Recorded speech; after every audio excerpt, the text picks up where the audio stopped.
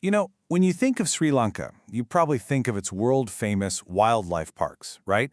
But what if I told you that beyond the popular safari trails, there's a hidden gem, a place that doesn't just protect nature, but also holds the secrets to an entire ancient kingdom?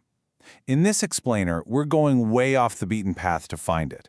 So let's dive in. So let me ask you this. You think you know all about Sri Lanka's parks?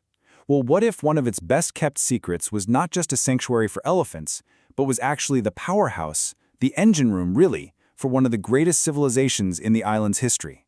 That's a fascinating connection, and it's exactly what we're going to unpack. The park we're talking about is Angammedilla National Park. It's located in the Polonnaruwa District, which puts it smack dab in the middle of Sri Lanka's famous cultural triangle. And that location alone, well, that tells you there's a lot more going on here than meets the eye. Now here's what really makes this park so different. Just listen to that combination of words. Ecologically, hydrologically, and historically significant. That's not your average park description, is it? It tells us right away that this isn't just a place to see animals. It's a living system, totally connected to the land's past and present. And that's what makes it so incredibly special. You know, the park's journey to protection is pretty fascinating. For centuries, this was the site of some mind-blowing engineering. Then, in more modern times, it was a forest reserve. But it actually wasn't until 2006, not that long ago, that it got its official national park status. And that was an absolutely crucial move to shield its vital water resources and delicate ecosystems from growing human pressures. So, to really wrap our heads around Angammedilla, we need to look at its importance from 3 different angles.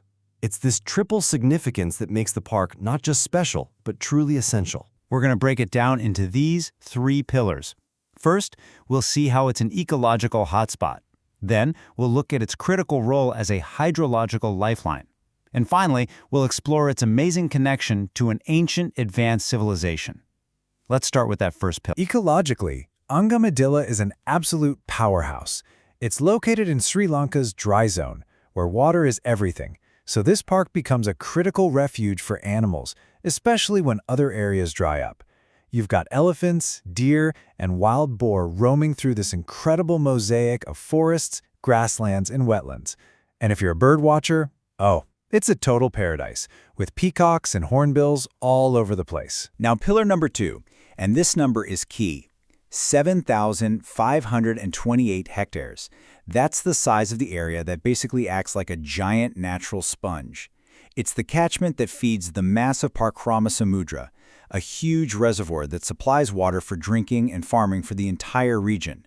So the point is, without this park, the region's water supply would be in serious jeopardy. And that water supply brings us perfectly to our third pillar, history. This quote really captures the essence of it. That huge reservoir the park feeds today, it's an ancient marvel built by King Parakrama I. So you see, the park isn't just near history, it's an integral part of a landscape shaped by one of the most sophisticated irrigation civilizations the world has ever seen. Okay, so I'm guessing you're probably fascinated by now and thinking, how can I see this for myself? Let's shift gears and get into the practical side of things. How do you get there, and what can you do when you arrive? The good news is, getting there is surprisingly straightforward. By car, it's about a 225-kilometer drive from Colombo.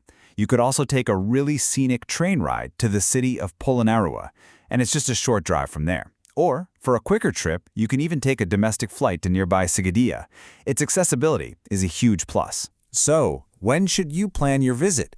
Well, your best bet is definitely the dry season, which runs from about May to September. Why then? Because all the animals start to gather around the few remaining water sources, like that huge ancient reservoir, which means your chances for incredible wildlife sightings skyrocket. Plus, the terrain is just much easier to get around. And once you're there, the experience is so much more than just a quick safari.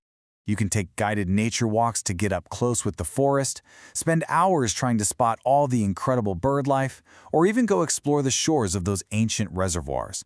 It's a place that really invites you to do more than just drive through. Now, as with any truly precious natural area, the story doesn't end with its discovery.